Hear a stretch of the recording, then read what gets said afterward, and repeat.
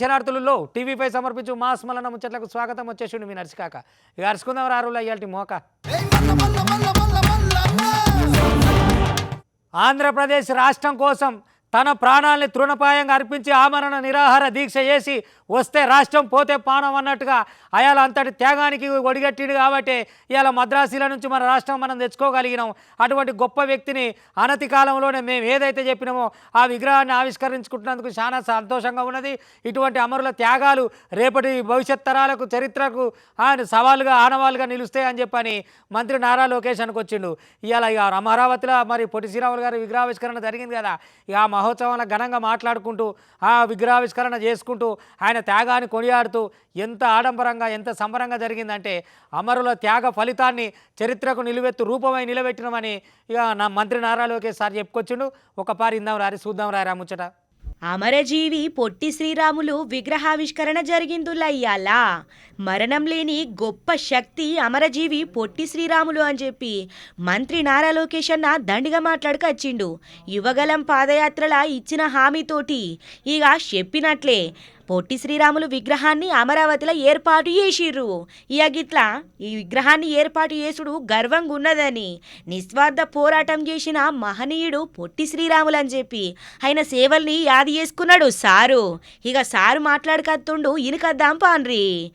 ఆంధ్రప్రదేశ్ ఆత్మగౌరవం ఈ statue of sacrifice. ఎవరి త్యాగమైతే తెలుగు జాతి శాశ్వతంగా గుర్తుపెట్టుకుంటారో ఆ త్యాగమూర్తియే పొట్టి శ్రీరాములు గారు. అందుకే స్టాచ్యూ ఆఫ్ సాక్రిఫైస్ పేరు పెట్టాలని నేను కోరటం జరిగింది. అమరావతిలోనే పొట్టి శ్రీరాములు గారి విగ్రహం ఏర్పాటు చేస్తానని చెప్పాను. అతి తక్కువ సమయంలో ఈరోజు ప్రభుత్వం ఆ హామీని నిలబెట్టుకుంటాం జరిగింది. ఈ స్టాచ్యూ ఆఫ్ సాక్రిఫైస్ 58 అడుగులు. అమరజీవి ఆమరణ నిరాహార దీక్ష 58 రోజులు చేశారు. ఆంధ్ర రాష్ట్రం ఏర్పాటు కోసం ఆయన త్యాగం మనకు ప్రతిరోజు గుర్తు పెట్టుకునే విధంగా ఈరోజు ఈ విగ్రహం ఏర్పడింది. అవు సారు, మీరు చెప్పిన మాటలని నువ్వద్దిగనే. ఇక మరి గిదే గాలిపంక పాటోళ్ళు అయితే ఉన్నాయి ఊడవీకుడు తప్ప మళ్ళీ కొత్తవి పెట్టుడు అయితే ఎరకలేదు గాళ్లకు. ఇక మీరు ఎక్కి నుంచి గద్దెకు ఇచ్చిన మాటలు ఇచ్చిన హామీలు పురాగా పూర్తి చేసుకుంటూ అత్తుండ్రు. అత్తే రాష్ట్రము పోతే పానం అన్నట్లు నిరాహార దీక్ష చేసి రాష్ట్రం సాధించిండు పొట్టి శ్రీరాములు అని చెప్పి మల్లో త్యాప యాది చేసిండు. భాష ప్రయుక్త రాష్ట్రం ఏర్పాటు కోసం తొలడుగు చేసిన గొప్ప వ్యక్తి పొట్టి శ్రీరాములు. ఆయన పేరుతోటి ప్రత్యేక కైన్ సుత విడుదల చేస్తందుకు కేంద్రంతో మాట్లాడుతున్నాం, గది సుత పట్టుకత్తామని అంటుండ్రు. చదువుకొని ఆలువాయ సప్పుడుగా అంటే మీరు ఉంటుంది. మా పరిస్థితి ఏంది? సర్పంచ్ అంటే ఏదిలోకి పోయి వెనకట్టుక ఏమో అన్నట్టుగా మేము సర్పంచ్ అనే తోక కోసం మా ఈకలన్నీ కాల్చుకున్నట్టే ఉన్నది. సర్పంచ్ వాయ నువ్వు ఏం చేయవా? ఊరికంటే అప్పులకు తెచ్చి మిత్తిలకు తెచ్చి అది చేస్తే ఇప్పటిదాకా బిల్లులు రావా? పెండింగ్ బిల్లులు అట్నే ఉండే ఓడిపోయాము. వాళ్ళు అవతలికి పోయి కార్పొరేట్ వాళ్ళు కాంగ్రెస్ వాళ్ళు వచ్చాము ఆయాంలో అయిందా అని మేమేం చేయాలి అని పడుతుంది. మరి మేమేం చేయాలి? మేము చావాలన్నా? ఇదివరకే చాలా మంది వడ్డీలు కట్టలేక చచ్చిపోయారు. సర్పంచ్లు అయిన వాళ్ళు ఆత్మహత్యలు చేసుకున్నారు. మేము ఇంకా వడ్డీలు కడుతూనే ఉన్నాం. మా బతుకులేందే పేరుకే ఇంత పొడుగు సర్పంచ్ ఊరు సర్పంచ్ అని అంటుంది. ఇప్పుడు ఆ సర్పంచ్ వాయ అన్ని వాయ వడ్డీలేమో మీద పడే మా బతుకులేదు మా కథ ఏందని గాంధీ భవన్ చుట్టుముట్టిరు అనుకో రాదు ఇవాళ సర్పంచులు. ఇక మూకుమ్మడిగా మాజీ సర్పంచులు అందరూ వచ్చేసరికి ముందుగానే తెలుసుకున్న పోలీసు వాళ్ళని వాళ్ళకి అడ్డుకునే ప్రయత్నం చేసిరు. అరే ఎడ్దాటుకుంటారా? మా బిల్లులు రావాలన్నాయా? మా బతుకులాగమవుతున్నాయా? మేము అప్పులపాలైనవా? మా బిడ్డలు బతకాలయా? భూములు అమ్ముకుంటున్నాయా? ఇల్లు పోతున్నాయా? మా బతుకులేందా అని చెప్పి మాజీ సర్పంచులంతా అయ్యో మామూలు అరిగోస కాదు వాళ్ళ గోస. ఇక చూడుర్రి, నేను చెప్పుడు ఎందుకు కానీ వాళ్ళ బాధ మామూలుగా లేదులా. అయ్యో ఏందయ్యా గాయాల్లా గెలిచినాకట ఊరోళ్ళు మా మీద నమ్మకం పెట్టుకున్నారని చెప్పి ఇక నిధులు రాకపోయినా సుతమ్మ పైకం పెట్టి మేము ఊర్లే మంచిగా చేపిస్తే ఇక గింత అన్నాళ్ళని చేస్తారు. ఆ నిధులు రాకపోయే అప్పుల పాలైతిమి అని చెప్పి మాజీ సర్పంచులంతా ఇక ఫుల్ డిమాండ్గా గిట్ల దిగిండ్రనుకో రాదుర్రి. సర్పంచుల పెండింగ్ బిల్లులు జల్దీనే విడుదల చేయాలని డిమాండ్ చేసుకుంటా సర్పంచుల సంఘము అసెంబ్లీ ముట్టడికి పిలుపునిచ్చింది. ర్యాలీకి వచ్చిండ్రు మొత్తం మాజీ సర్పంచులు. నాంపల్లి కాడున్న గాంధీ భవన్ కాడ పోలీసోళ్ళు అడ్డుపడ్డారు. అరెస్టు సుత చేసిండ్రులా. అలా సొంత పైకంతో మాజీ సర్పంచులు ఊర్లను అభివృద్ధి చేస్తే నిధులు రాకపాయే అప్పుల పాలైనము. ఇక నిధులు మంజూరు చేయాలి అని చెప్పి మొత్తానికైతే గిట్లా డిమాండ్ చేసుకుంటా గమాండిగా కూర్చున్నారు. ఇక చూద్దాం పాండ్రుల్లా. మా మాజీ సర్పంచుల పెండింగ్ బిల్లులు చెల్లించాలని మేము అసెంబ్లీ వద్దకు చేరుకొని మేము నిరసన తెలిపే కార్యక్రమానికి మేము వచ్చినాం.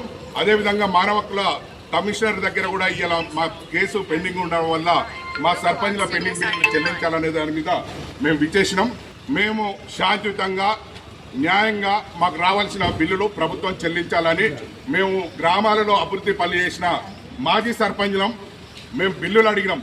ఎందుకంటే కేంద్ర ప్రభుత్వం నుంచి వెళ్ళి రాష్ట్రానికి రావాల్సిన పెండింగ్ బిల్లులు రాష్ట్రానికి చెల్లిస్తుంది. కానీ రాష్ట్ర ప్రభుత్వం మేము గ్రామాల్లో అభివృద్ధి పనులు చేసినాం, మా బిల్లులు చెల్లించే దాని మీద ఈ ప్రభుత్వం స్పందించాలని, ఈ ప్రభుత్వం చెల్లించే విధంగా మా నిరసన తెలుపుతందుకు గాంధీ మార్గంలో వచ్చినాం. అగో సూషిన్ రానుల్లా కేంద్ర రాష్ట్ర సర్కార్ల నుంచి గ్రామ పంచాయతీలకు వచ్చే నిధులు మాజీ సర్పంచులకు బిల్లులు చెల్లించే దిక్కు ఇక పంచాయతీ సెక్రటరీలకు ఆదేశాలు ఇవ్వాలి అని చెప్పి 2019 నుంచి 2024 దాకా ఊర్లల్లా మాజీ సర్పంచులు వడ్డీలకు అప్పులు తెచ్చి ఊర్లల్లే అభివృద్ధి పనులు చేసి బిల్లులు రాక మస్తు మంది సర్పంచులు పానాలు సుత తీసుకున్నారని పుల్లుగా బాధపడ్డారు. ఎమ్మట్నే మాజీ సర్పంచుల పెండింగ్ బిల్లులు చెల్లించే దిక్కు జీవో విడుదలయ్యాలని రాష్ట్ర సర్కార్ని డిమాండ్ చేస్తుండ్రు. మరి అయిపోయి ఈ నడుమ ఎప్పుడైనా మనం అరటి రైతుల గురించి మనం ఎప్పుడైనా మాట్లాడుకున్నామా? కానీ ఇప్పుడు మాట్లాడుకోవాల్సి వస్తుంది. ఎందుకంటే మీద దేశాలు కొట్లాడుతున్నాయి కదా, ఈడికెళ్ళి రవాణా ఆగిపోయింది. మొన్నటి దాకా 26,000 27,000 టన్నున్న అరటికాయ ఇప్పుడు 6,000కు పడిపోయింది. ఇక రైతు ఏమో ఈసారి చాలా ఆశ పెట్టుకొని ఉన్నాడు అనుకో రాదు. రైతు అరటి మీద మంచిగానే ఉందిరా నాయన, పెట్టుబడి పెడదాం ఇంకెక్కువ వేద్దాం పంటని కౌలు తీసుకొని అది చేసి ఇది చేసి పంట వేస్తే ఏమి ఇట్లకేమి లేకుండా ధర అంతా దండిగా పడిపోయింది. ఎందుకంటే మీదికి పోవడం తగ్గిపోయింది కదా. ఇక రవాణా తగ్గినప్పుడు ఎక్స్పోర్ట్ తగ్గినప్పుడు వాళ్ళు ఏం చేస్తారు? ఇక కొనేటోళ్ళు లేడా, అమ్మేటోళ్ళు లేడా, అటు పోతలేదా ఇటు పోతలేదా, ధర టపిమని పడిపోతే రైతుకు వచ్చింది సాగు. అయ్యో అరటి రైతు అయితే అల్లాడుతున్నాడు. ఇంతవరకు గింత కరువు ఎప్పుడు చూడలేదట. వాళ్ళు గంతగానం పడిపోతే వాళ్ళ పరిస్థితి ఏం కావాలి? వేసుకున్న పంటకు పెట్టుబడి, కూలోళ్ళు, ఇన్నొద్దులు, నీళ్లు, కరెంటు, ఓ నాయన తక్కువ పెట్టుబడా. ఇక జోకిచ్చిన కాంచెలు మొదలు పెడితే ట్రక్కులకు ఎక్కి అయ్యో ఇది వచ్చింది దాకుంటే మొత్తం ధర అంతా కింద పడిపోయాయి. ఇప్పుడు ఆ దేశాలు కొట్లాడుతున్నాయని అక్కడ ఎగుమతి చేసుకుంటూ లేడా, ఇక అక్కడ చేసుకుంటాను లేకపోయా, ఇక్కడ చేసుకుంటూ లేకపోయా, ఎక్కడేమి లేక ధర అంతా పడిపోయాయి. ఇక ఏం చేయాలో తెలియక నెత్తికి చేయి పెట్టుకొని కూర్చున్నాడు అరటి రైతు. ఎంత ఘోరం ఉన్నదంటే ఆంధ్రప్రదేశ్లో ఇక చూడు రైతన్న బాధ అబ్బాబ్బాబ్బా చెప్పేటట్లేదు. గుండెకు నెత్తికి చేతులు పెట్టుకొని నిద్రపోయేటట్లేడు, అంత ఘోరంగా ఉన్నది. సప్పో చేసి ఇంత అరటికాయ వేసుకుంటే అది కాస్త యుద్ధం పేరుతోటి ఆగమైపోయాయి. ఇక ఎట్లా చేయాలి అనులా? ఇక అక్కడ యుద్ధం జరుగుడేమో కానీ ఇక్కడ పుల్లుగా తిప్పలు తప్పుతలేవు. కోడిగుడ్ల మీద పడే, వంట గ్యాస్ మీద పడే, ఇంకా ఇప్పుడు అరటి పండ్ల మీద సుతపడ్డది. ఇరాను, ఇజ్రాయిల్, అమెరికా యుద్ధం దెబ్బకు ఆంధ్ర అరటి రైతులు అల్లాడిపోతుండ్రు. ఎక్కడికక్కడ ఎగుమతులు ఆగిపోయినాయి, ధరలు పుల్లుగా కింద పడ్డాయి. 2 వారాలలోనే అరటి రైతుల అంచనాలు తలకిందులైపోయినాయి. యుద్ధంకి ముందుగాలున్న అరటి ధర టన్నుకు 20,000 నుంచి 27,000 దాకా వలికింది. ఇక ఇప్పుడు యుద్ధం గట్టిగా అవ్వడుతోటి అరటికాయల కంటైనర్ల రవాణా ఏడికాడ ఆగిపోయింది. ఒక్కసారిగా ధరలు 6,000కు పడిపోయినాయట. ఎక్కడ 27,000, ఎక్కడ 6,000. సగంలో సగం కాదు కదా, కొంచెంలో కొంచెం కూడా ధర లేకపాయే. ఇక దీంతో పాపం లబో దిబోమంటుండ్రు అరటి రైతన్నలు. మార్చి నుంచెల్లే అరటి ధరలు తగ్గుకుంటూ వచ్చినాయి. ఏపీ నుంచెల్లి అరబ్ దేశాలకు ప్రతి నెల వందలాది కంటైనర్లల్లా అరటికాయ పంపిస్తా ఉంటారు. యుద్ధము గట్టిగవ్వుడుతోటి ఎక్కడికక్కడ ఎగుమతులు ఆగిపోయినాయుల్లా. దీంతో అరటి కంటైనర్లు వెనక్కు పట్టుకొచ్చే జాగలల్లా అమ్మాల్సిన పరిస్థితి ఏర్పడ్డది. ఇక పోయిన నెలల టన్ను 25,000 నుంచి 27,000 ఉంటే ఇప్పుడు 15,000. రెండో క్రాప్ అయితే 10,000కే అమ్ముతాన్రట. గింత అన్నలమున్నదుల్లా. రంజాన్ నెలల అరటి ధరలు బగ్గుంటాయని పాపం ఆశపడ్డరు రైతన్నలు. యుద్ధం చేయంగా సీన్ మొత్తం రివర్స్ అయ్యి కళ్ళల్లా నీళ్లు తెప్పిస్తుంది. గింత అన్నలమున్నది. గా యుద్ధం ఆగేదెన్నడో, ఇక్కడ బాధలు తీరేదెన్నడో అన్నట్టయింది పరిస్థితి. ఈ ఎండలకు నాయన ఎక్కడి కథ ఏం కారకాన, టోపీ లేదు బయటికి పోతట్లేదు, తువాల లేదు బయటకు వస్తట్లేదు. ఆడోలేమో ముక్కు ముఖం కనపడకుండా ఈ స్క్రాపులు కడుతురు కదా, అవి కట్టుకు మరి ఏం చేస్తారు ఎండకు? ఎండ పోదామన్నా ఈ చెంపకు అక్కడైనా ఆ దౌడకు అక్కడైనా. వామ ఏమిట్లకేం కాలేదు, ఎండాకాలం ఇంత ముదిరింది అనుకుంటుండగానే కేంద్ర వాతావరణ శాఖ వాళ్ళు ఒక చల్లని సబురు చెప్పిరనుకో రాదురి. అదే కబురు ఏందా మతలబ్ అంటే ఒక 5-6 రోజులు వానలు ఉన్నాయట. ఇక మన తెలంగాణలో మెయిన్ జిల్లాల బట్టి గట్టిగానే కొట్టే అవకాశం కూడా ఉన్నదట. అంటే ఇటు చెడగొట్టి వానలను కూడా అంటారు. కొంత పంట ఇక ఇటాటు కళ్ళలోకి వచ్చినప్పుడు ఇక ఇటాటు ఉంటాయి కదా, అవి అసొంటి వానలు అన్నట్టు. ఇక చెడగొడతాయి లేకపోతే పడగొడతాయి. ఆగమాగం గాలి దుమారం వచ్చి వానలు వాడేది ఉన్నదట. ఇక అట్లా మనం అబ్బా భలే చల్లగా ఉందిగా అని చెప్పి అట్లా ఆట ఆడేది ఏం లేదు. కానీ ఇక వానలు అవుతున్నాయట. మరి ఇంత ఎండలలో జరంత వాన కొడితే చల్లగా అనిపిస్తుంది కదా మనకు కూడా పానం. మరి చూడాలి పడతాయా పడే ఎట్నో పై వాతావరణ శాఖలో అయితే చెప్పిరట.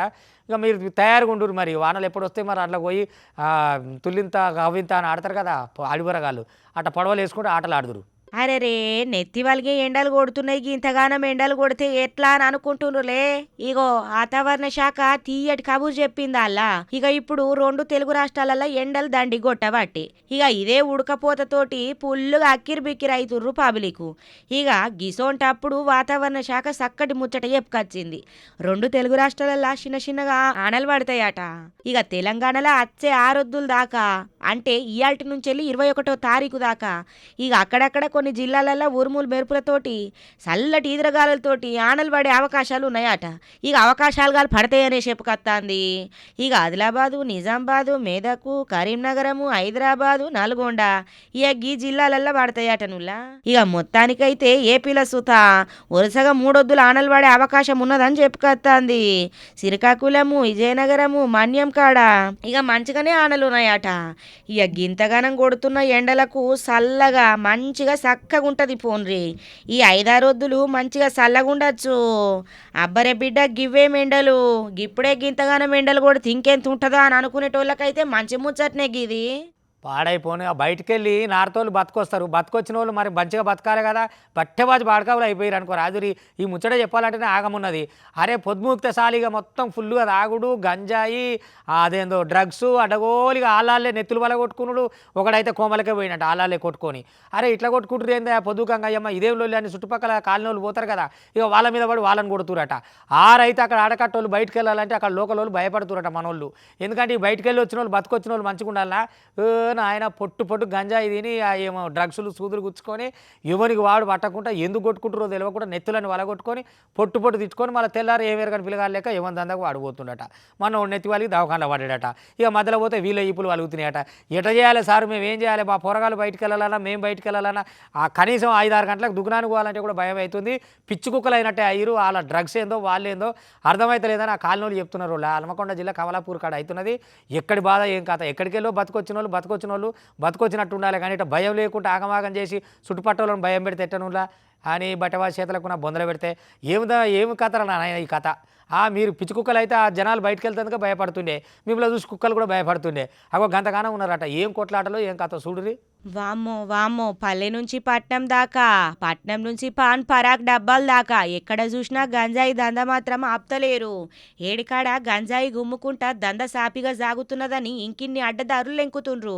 కానీ ఇక్కడ చూడుండ్రి, హన్మకొండ జిల్లా కమలాపూర్ మండలం కాడైతే నెరి అధ్వానముల్లా అక్కడ పబ్లికు ఇక నిద్రను పోగొట్టుకుంటుండ్రు. ఇక పానాలను అరిచేతులు పెట్టుకునే బతుకుతాండ్రు. గంతన్నెలమున్నది. మత్తుకూరల కమలాపూర్ మండలం మొత్తం మెదులుకుంటున్నది. వలస కూలీల వికృత చేష్టలతోటి భయం గుప్పిట్ల బతుకుతాండ్రు. అక్కడ పబ్లికు మందు గంజాయి మత్తులా ఇష్టం వచ్చినట్టు తుక్కు తిట్టుడు, అట్లా కాదంటే కొట్టుడు. ఏం తక్క నెత్తులు వలగొట్టుకునే కాడికే పోతుంది. బతుకు తెరువు కోసమని వేరే రాష్ట్రాల నుంచి వెళ్ళి ఇక్కడికి వచ్చిన వలస కూలీల ప్రవర్తన ఇక గంజాయి గుంజుడు, ఇక పుల్లుగా దాగుడు, ఇక ఇట్లా ఏసుడుతోటి రాత్రికి బయటకు రావాలంటేనే అక్కడ ఊరోళ్ళు వణికిపోయే పరిస్థితి వచ్చి పడ్డది. ఉత్తరప్రదేశ్, మధ్యప్రదేశ్, బీహార్ రాష్ట్రాల నుంచి వచ్చిన ఇక బతుకు తెరువు కోసం గిట్లా వచ్చినోళ్ళు పుల్లుగా మంద దావుకుంటా గంజాయికి బానిసై పిచ్చిలేసినట్టు ప్రవర్తిస్తాండ్రు. ఇక చూడుండ్రి ఓ త్యాప.